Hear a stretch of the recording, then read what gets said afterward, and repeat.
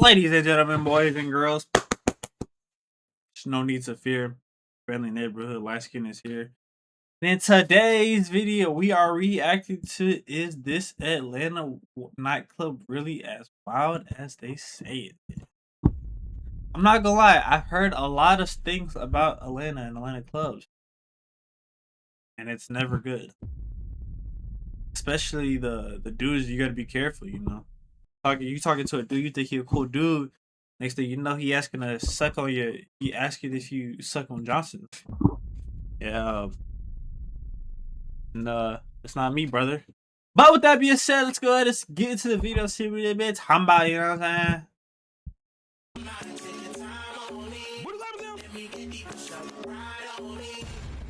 2019, I worked at a full-blown club in Atlanta off Fulton Industrial. You could do that. That's legal.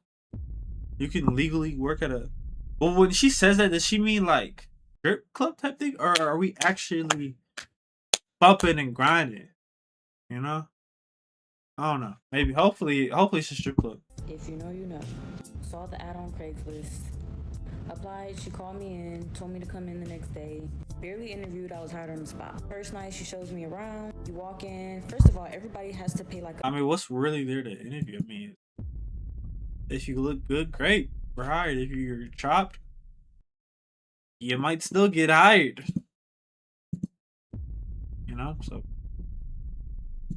a membership. Membership for women is cheaper than the membership for men, and I believe if you're a couple, it's like the same price for a woman, something like that. They didn't sell alcohol. It was bring your own bottle, but you would have to check your bottles in, and then whenever you wanted a drink, you would have to get it from the bartender, which was me.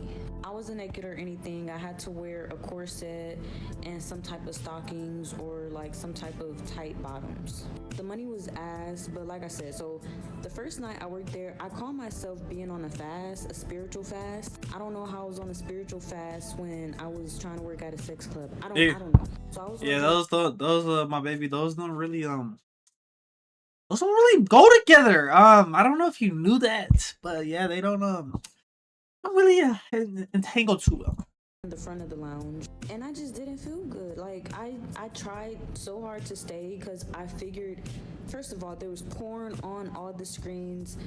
Dicks was hard. Like people were staring at me, and then so it was bumping and grinding. Man. Oh, okay. I didn't know that was legal to do. Yeah. I just didn't feel good. So my very first night, I probably lasted there like 20-30 minutes into the shift, and then I went home.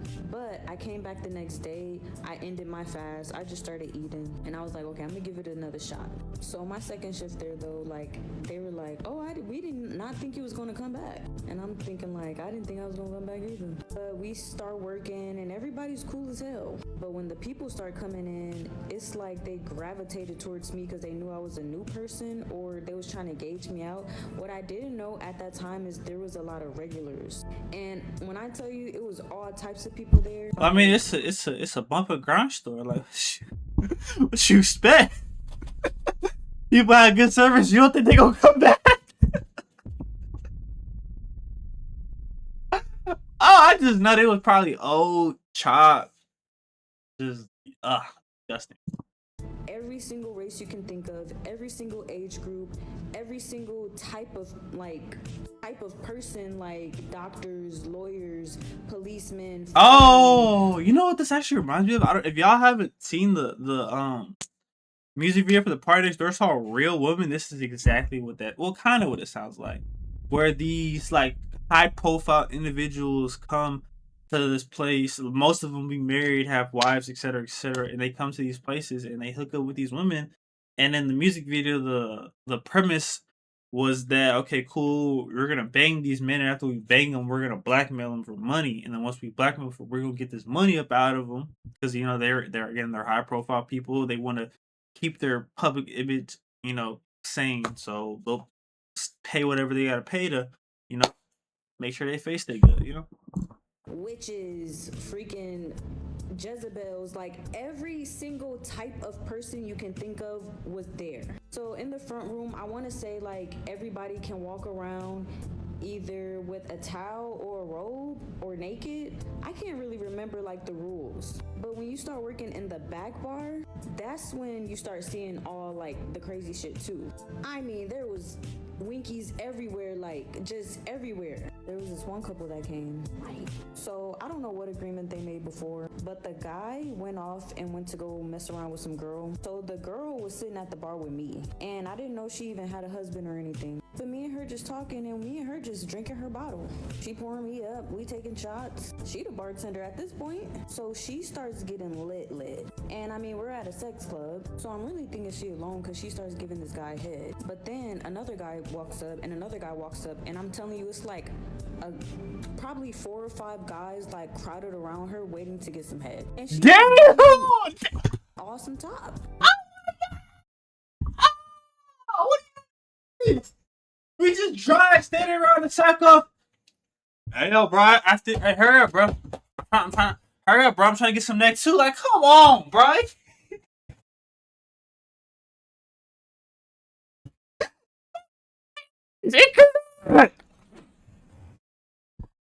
Again, mind you, this is a married. Well, I mean, you know, like her husband. Yes, he went to go crack some hoes, but bro, imagine coming back to your wife, and it's 5 people surrounding her with their meats out, waiting to get their shit slobbed on, bro.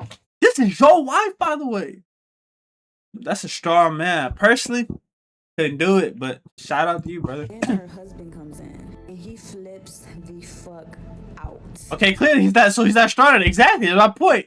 You walk, bro. Imagine that POV. You walk up and you see 5 dudes surrounding your wife with their meat out, waiting to get slopped up, and you might have hit one girl. So you're still wrong. Well, actually, maybe you're not. You might not be wrong, because if y'all agreed to, like, you know, come to this place and they made an agreement he was gonna go clap some before, it might not have been enough fine print. Hey, by the way, yeah, if you wanted some head, come meet my wife. You know, if you want some top, come get right. No, that was not the agreement we agreed to before we came in this club, bro. He drags her. Like, I don't know how. If he wasn't racist before, he's racist now. I don't know to walk. Oh, these were black people? Oh,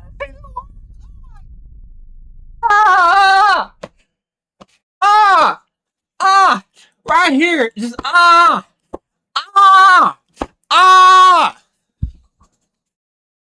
know it hurt, bro. I know it hurt. Seeing your white wife eating Black Johnson. Oh, I know it hurt. I know it hurt. Listen, brother. Listen. I know it hurts. I know. Your lady giving 4 different shades of black men top, like, but you're at a sex club. Like, what do you expect? I don't want to make this too long though.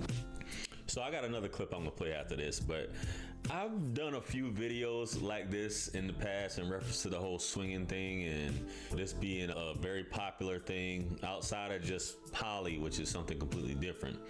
But you guys know I live in Atlanta, and there's a few places in Atlanta, and you know how they say Atlanta's not a real place, and this isn't just Atlanta, there's other places as well. But when I got there, being in the barbershop and coming across people who've heard about places like this, and the place that she's talking about, which she didn't say, but she's gonna say in the next clip, is trapeze, right?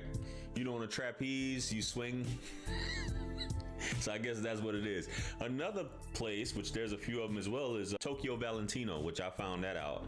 One thing about Tokyo Valentino, you think it's just a X shop, right? But it's really going down. I remember one night I was coming back from somewhere on Cheshire Bridge, if you guys know from Atlanta. I was live talking about it the other night. Cheshire Bridge, there was a transgender person in a thong running across the street, and I didn't think to pull my phone out and record it. Running across the street, and did you record that? Oh,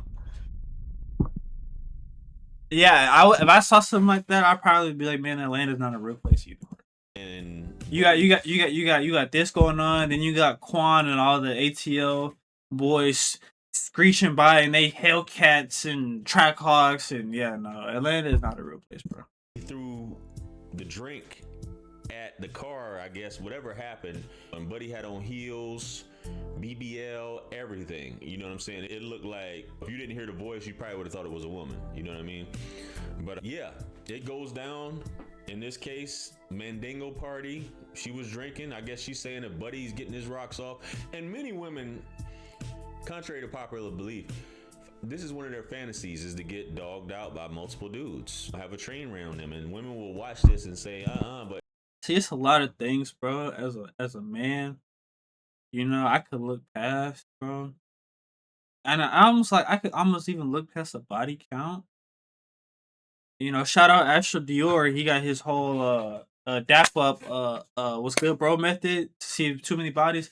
My thing is it's not even the fact of the number, but it's a whole entire thing when there's a video, bro, or you walk in and you see your woman, like you look her dead in the eye and she's getting dogged out, bro. I at that point you lost me, bro. It's one thing if, like, just for example purposes, right? It's one thing if, say, you have 100 bodies, right? But I don't know these people. Me and you, we never go to places where we can run into these people. So there's times where you almost forget that, like, okay, yeah, my girl, I forgot that she has 100 bodies. But it's a whole nother. You walk in, people walking up to you, yo, bro, ain't this your girl? And they putting up clips of them going 10v1 your girl.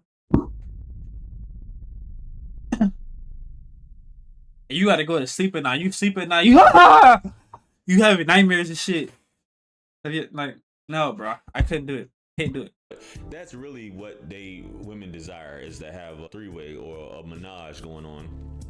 And I know my editor's gonna have to clean up a lot of this stuff, not on my verbiage, but on hers. And that's what women dream about, getting that done. You know what I'm saying? By two guys that they like. One may be her husband, one may be another dude. And that's just what it is. So you can't get mad a lot of times, and dudes think they strong enough for it. That's why you go with someone who's not really your girl. No, bro, I'm not, bro. No, you gotta have a strong heart. I'm talking. You gotta have Thanos level, like, type heart, bro. Like Jiren from Dragon Ball Z, bro. You gotta have one hell of a heart to sit there and stomach that, bro. Someone you casually dealing with. That way she can get smutted out and you can handle your business. I've never been. If you guys have been there, hit me up. I'm trying to do some investigative just as a spectator, because that's what a lot of people do. They go there to spectate and see cheeks getting clapped and all this stuff in real time, which the membership, I'll talk about all that stuff because I actually went and looked at the website. You got to come dressed up, and she went into more detail. But let's play the next clip and see what happens. Let's go. I worked at that sex club off Fulton Industrial. If you know, you know. So the money was ass. I want to say we got paid like $50 to $75 per shift. Oh, no, that's not enough. Wait.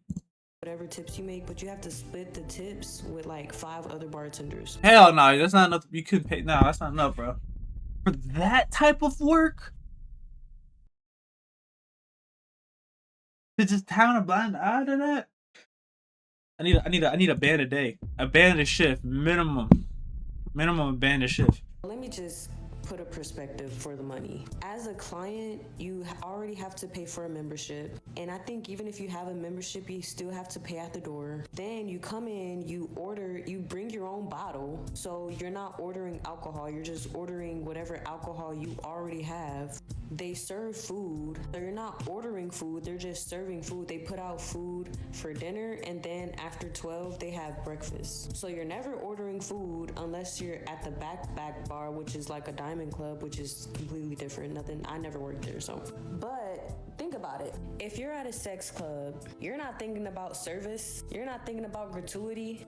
Like, niggas are literally walking around, dicks hard, coochie's wet. I can't stress that enough. No one's thinking about tipping the bartender. Then on top of that, don't let it be a nigga there. At least not with money.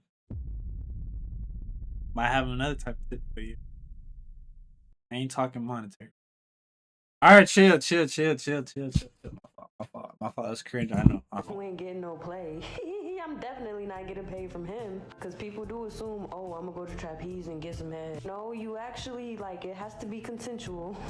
You're not just finna come get some Gucci. Girls gotta wanna give it to you. Niggas do leave mad. But I will say, like, I made... Imagine not going to a club like this and you get no play. That's gotta be brutal. There's literally not a place where women are more going than this place.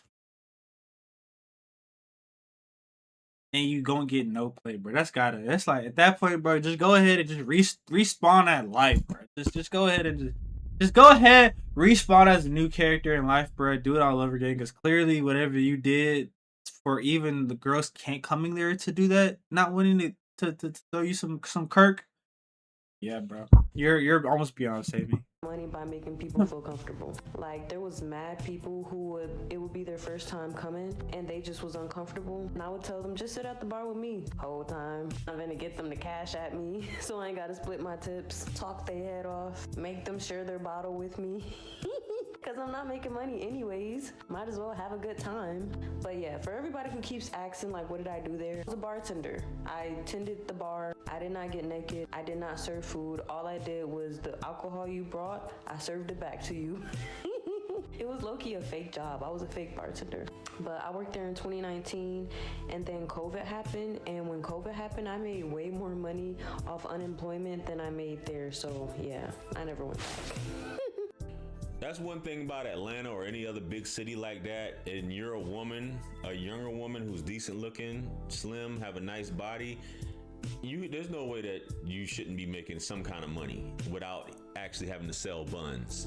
Now, a lot of you guys are probably, because I was having this conversation in the barbershop, or I think I was having with a young lady, and she was like, isn't that illegal? Yada, yada, yada, and all this stuff like that. Well, if you need a membership to get in there, for one, and nobody's selling buns, I could see if you're selling buns, that's different. They're not selling buns. Cheeks are getting clapped and whatever else up in there, but nobody's actually paying, right? You're just paying for the membership and to have this experience. That's just like if you go to the club and clap some cheeks. You know what I'm saying? It's the same Clapping cheeks at the club. Now I know something. You know what I'm saying? You might be Mr. Get the bitches. You know what I'm saying? Not saying I don't bag my fair share at the club, but clapping at the club, y'all got that. Y'all got that. So that's the only way that I can rationalize it why these things are still in place, because hey, you just provide an environment for somebody to clap some cheeks. You know what I'm saying? It's not like nobody's selling anything. Everybody is registered. Everybody, you got the ID, you know they're of age, so on and so forth, and there's consensual adults in there. Hey, but you know, they will be like, look at JR Wisdom up here. It's just for investigative journalism. I'll be like, yo, here's my experience, yada, yada, yada. This is what I saw. And I think it'd be funny, but what's crazy is, and I'll put her information in there so you guys can check her out, this content creator, the amount of women in the comments who really want to check it out. And you probably, oh, that's white people stuff and all that stuff like that. I'm pretty sure you got people from all, as she said, you got some sisters in there too, because it was a black woman who told me about it. Anyway, let me know if you guys been there. Let me know if you recommend it. I've seen people in the past talk about it. She didn't say it before, but she did say trapeze, so she let it go on this one. Let me know what you guys' experience was in there. You know what I'm saying? Let me know. Comment below. I don't ask me. Shit, I ain't never been, you know, but like he said, y'all let me know in the comments what y'all think about this, bro. I ain't gonna lie, it's pretty crazy to think about that the fact that sometimes I forget in my head that like places like this are actually real. Like, yeah, I don't even know what to say, bro. But with that being said, I'll go ahead and catch y'all boys at the next one, man. Peace.